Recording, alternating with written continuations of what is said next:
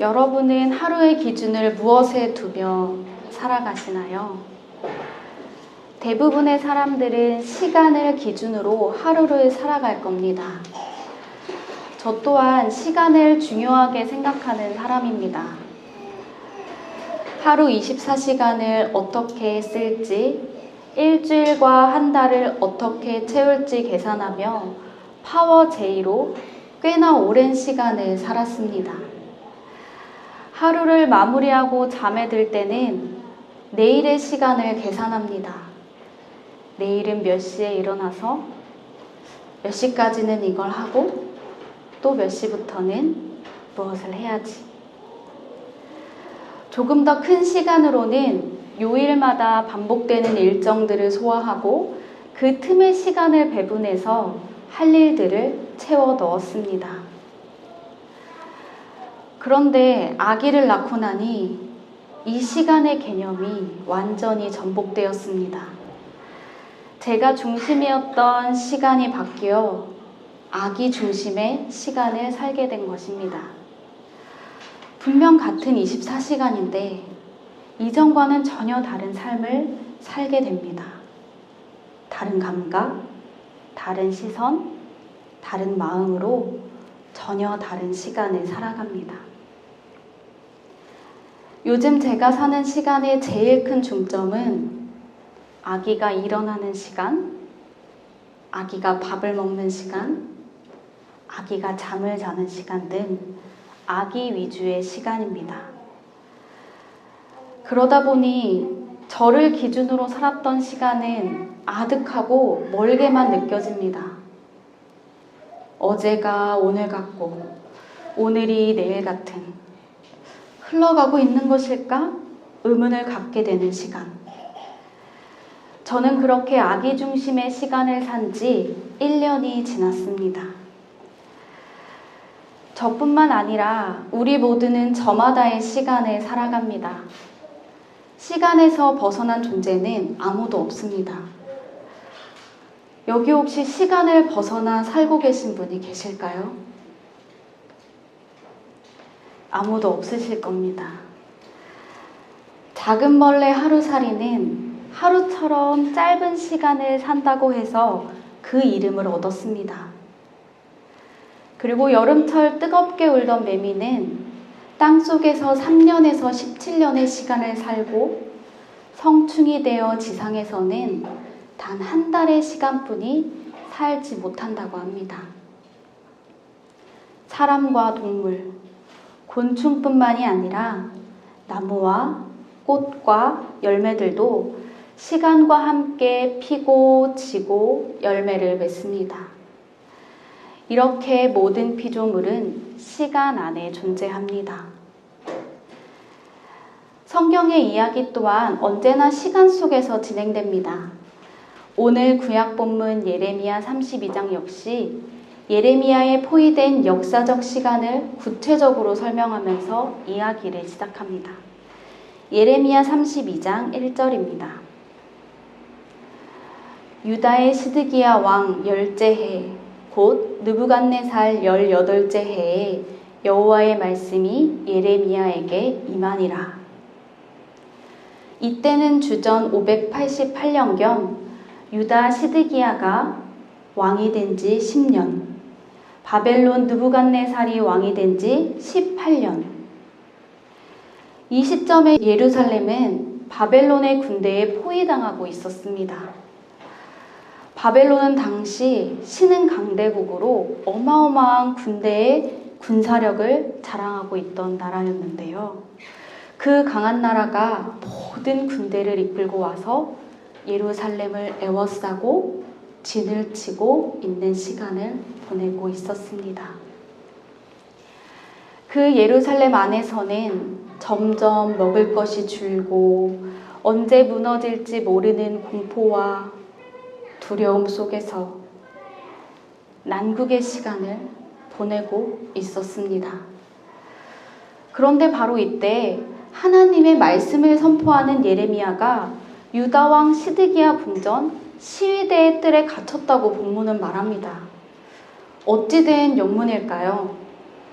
왜 하나님의 말씀을 선포하는 선지자가 감옥에 갇혀 있게 된 것일까요?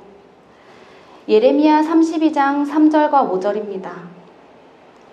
이는 그가 예언하기를 여호와의 말씀에 보라, 내가 이 성을 바벨론의 왕의 손에 넘기리니 그가 차지할 것이며 너희가 갈대아인과 싸울지라도 승리하지 못하리라 하셨다 하였더니 유다왕 시드기야가 이르되 내가 어찌하여 이같이 예언하였느냐 하고 그를 가두었음이었더라.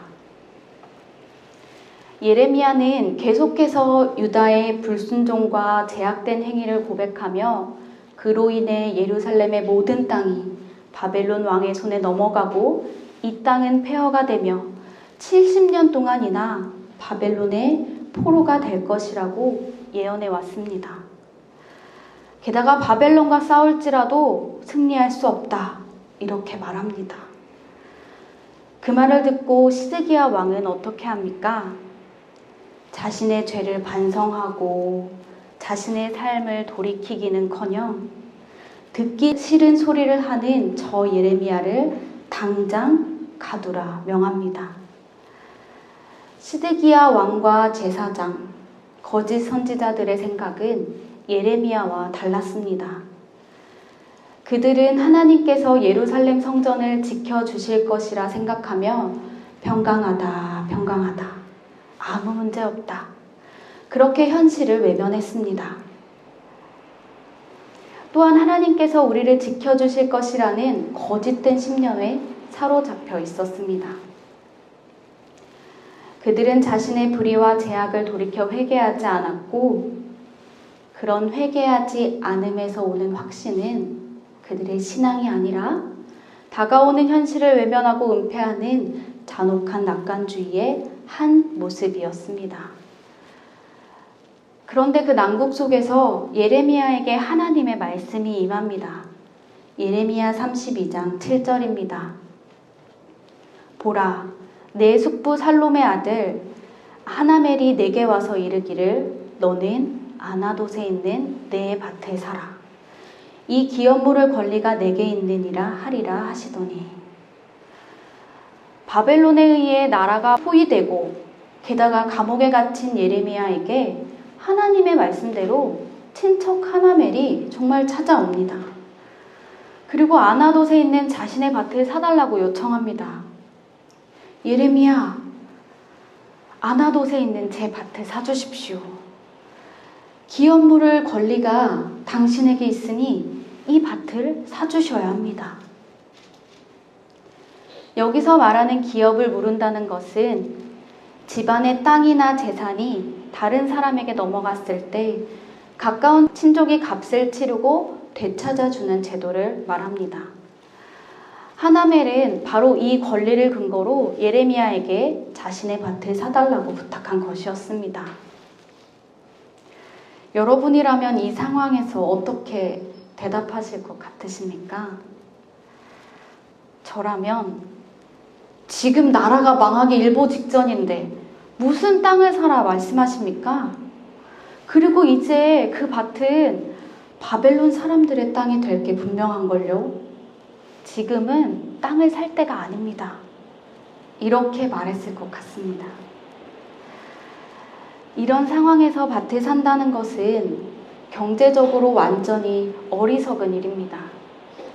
곧 바벨론에 의해 점령당하고 무너지고 폐허처럼 변해버릴 땅을 사라니요. 하나님께서 지켜주실 거라는 낙관주의에 빠져 살던 사람들이면 모르겠지만 예레미야는 앞으로 다가올 현실을 누구보다 정확하게 알던 사람이었습니다. 그렇기 때문에 더더욱 그 땅을 살 이유가 없었습니다.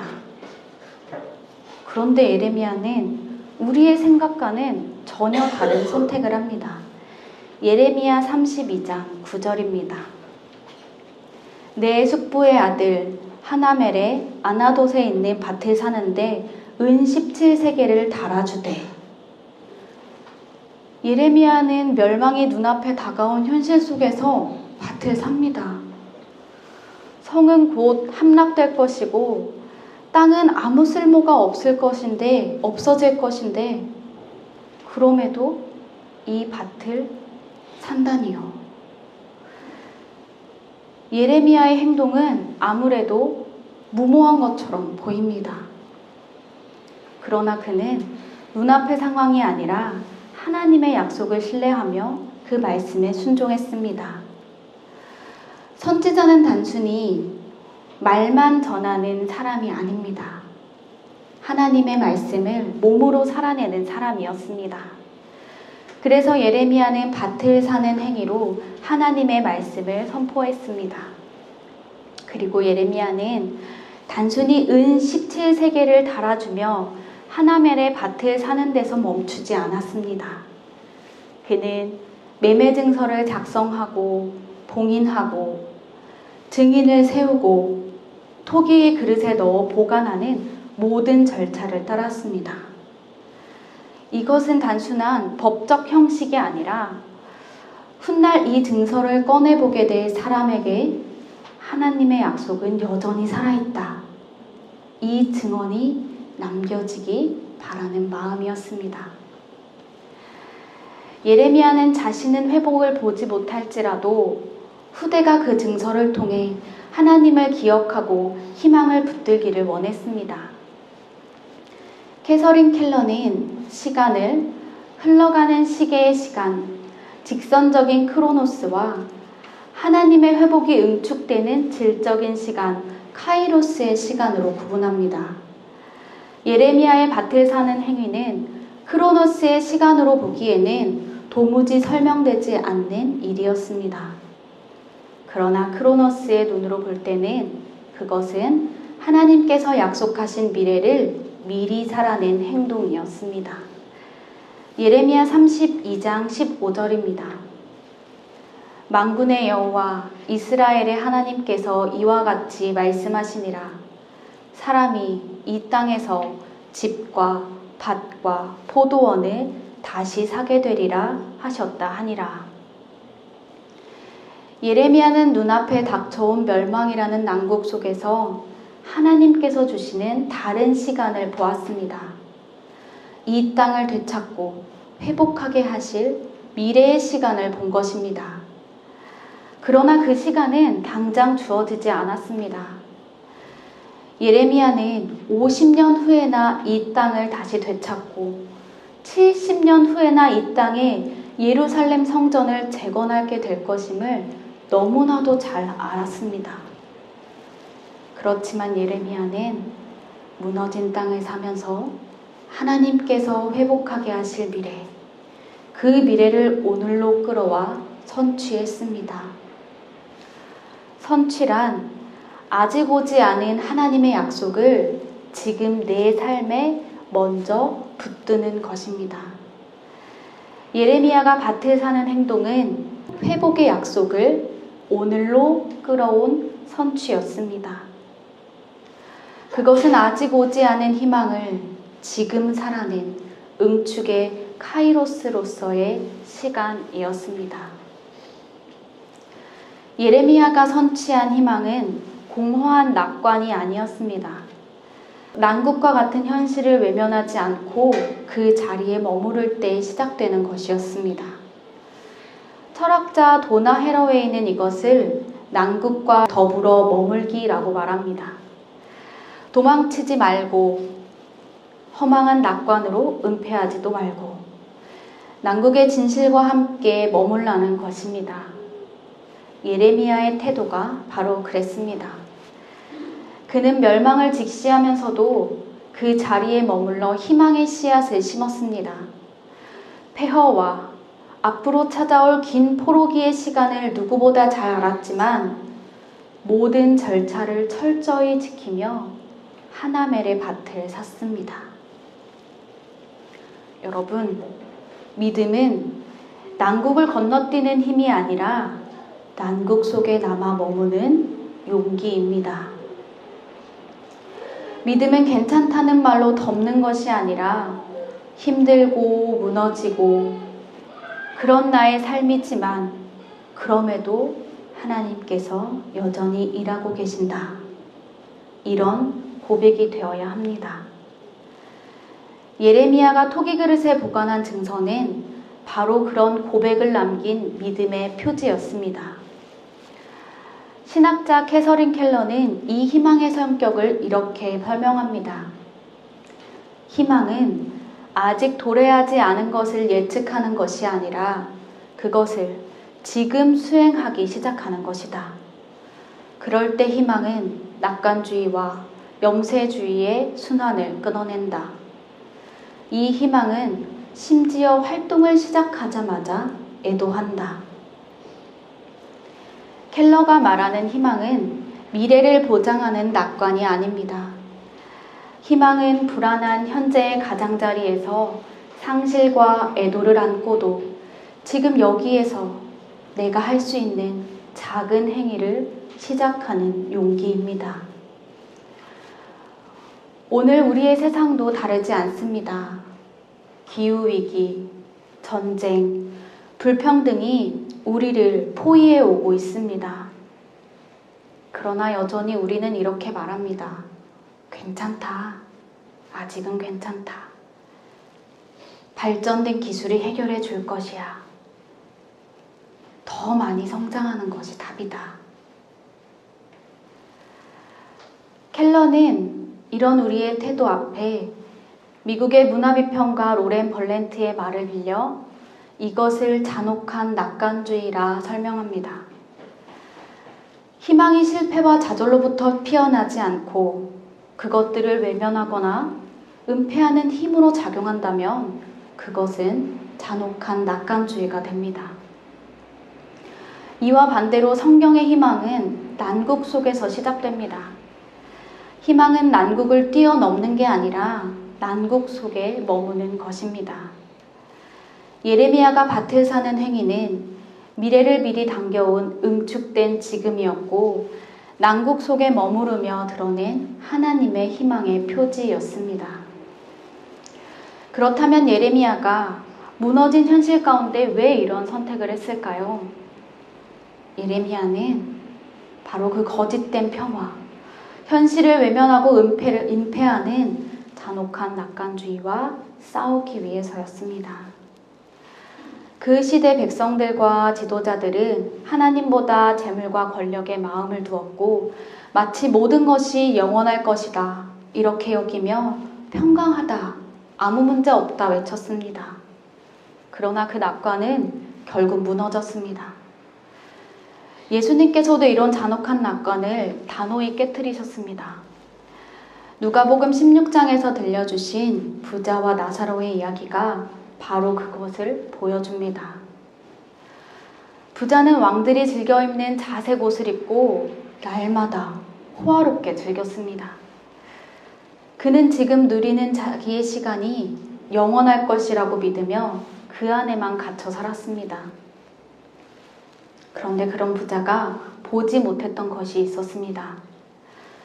바로 자신의 문 앞에 앉아있던 나사로의 얼굴이었습니다. 인간이 붙드는 안락과 안정은 금세 사라집니다.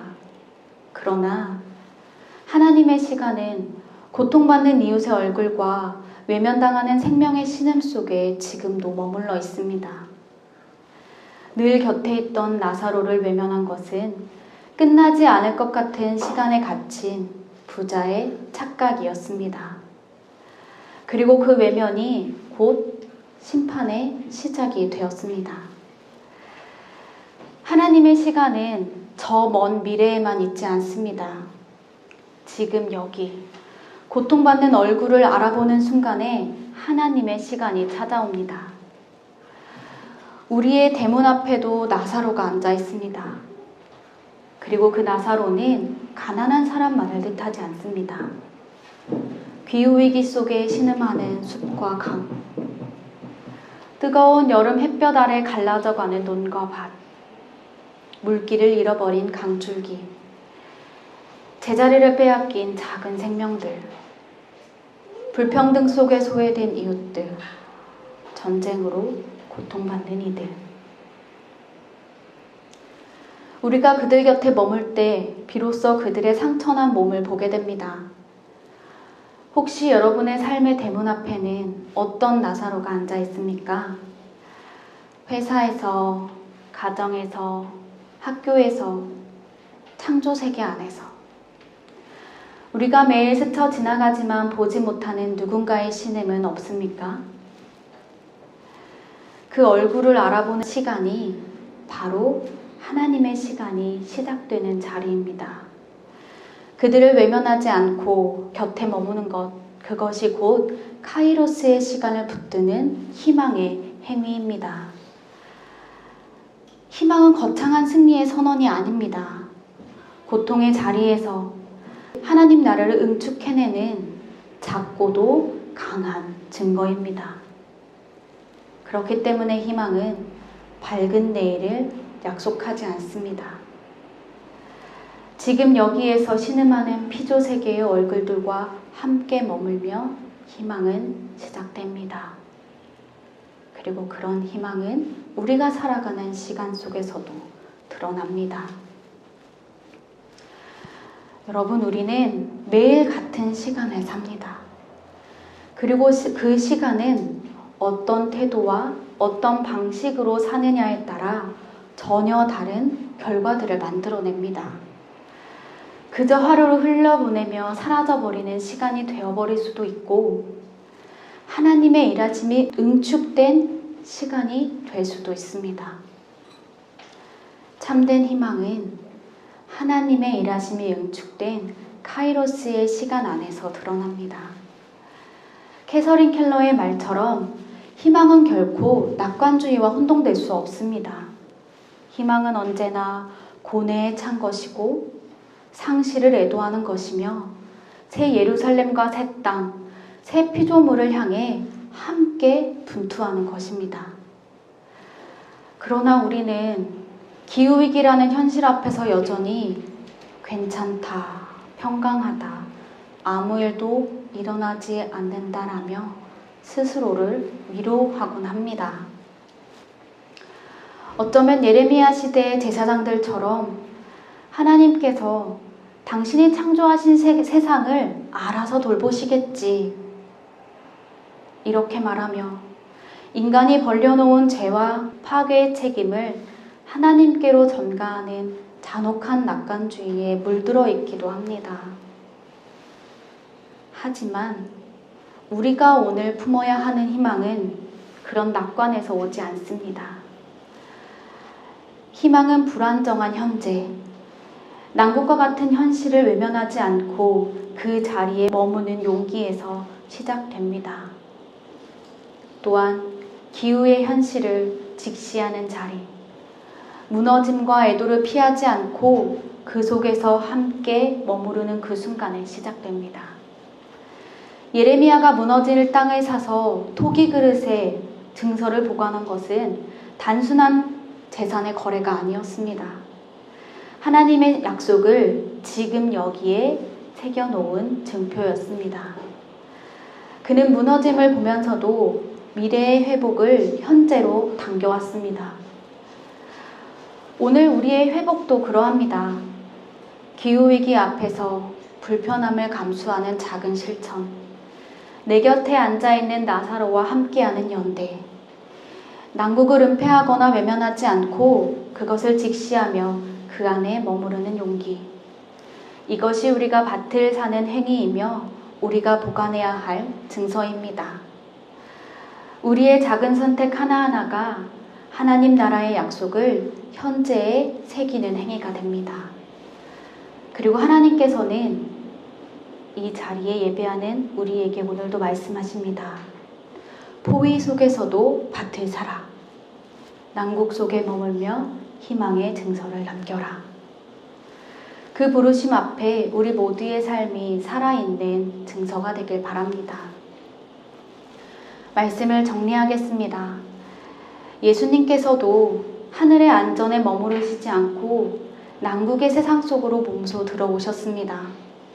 그분은 무너지는 세상과 더불어 머무르셨고 끝까지 십자가의 길을 걸으셨습니다. 예수님의 사역은 잔혹한 낙관주의로 꾸며진 헛된 희망이 아니었습니다. 그는 자신이 가야 할 길을 회피하지 않고 오히려 그 난국 안에 머물며 자신을 내어주셨습니다. 이런 예수님의 십자가는 실패처럼 보였지만 하나님은 그 실패 가운데 죽음과 슬픔이 공존하는 그 가운데 머무르시며 그 안에서 부활의 희망을 시작하셨습니다. 예수님께서는 기꺼이 토기 속 증서가 되어주셨습니다. 십자가와 부활로 하나님의 약속은 결코 사라지지 않음을 증명하셨습니다. 그리고 우리는 그분 안에 하나님의 참된 희망을 보게 됩니다. 사랑하는 숲교회 여러분, 우리 모두의 손에 무너져가는 땅의 증서가 들려 있습니다. 그리고 우리는 선택해야 합니다. 무너져가는 난국을 외면하며 잔혹한 낙관주의에 젖어 살 것인지, 아니면 난국에 머무르며 작은 희망을 시작할 것인지 말입니다. 우리의 매일의 밥상에서, 우리가 쓰는 에너지에서, 소비와 선택의 자리에서, 그리고 우리 곁에 나사로와 함께하는 관계 속에서, 그곳에서 시작하는 작은 실천이 곧 하나님 나라의 살아있는 증서가 될 것입니다. 한 달 동안 우리가 드린 기후 예배의 고백이 난국 속에서 작은 희망을 실천하는 우리의 삶으로 이어지기를 바랍니다. 그리고 연결된 우리를 돌보시는 하나님 안에서 그 희망이 계속 확장되어 가기를 소망합니다. 함께 기도하시겠습니다. 생명의 하나님, 무너지는 난국 속에서도 우리와 함께 머무시는 당신을 예배합니다. 예레미야가 밭을 사서 희망의 증서를 남겼듯 우리의 삶도 작은 희망의 증서가 되기 원합니다. 오늘 우리 대문 앞에 앉아 신음하는 나사로를 외면하지 않으므로 창조 세계의 상처난 몸과 함께 더불어 머물면서 그 증서를 남기게 하여 주십시오. 연결된 우리를 돌보시는 하나님, 우리가 외면하지 않고 마주하고 머물며 실천하는 작은 것들이 당신의 나라를 지금 여기에 드러내는 살아있는 증서가 되게 하여 주옵소서. 예수님의 이름으로 기도드립니다. 아멘.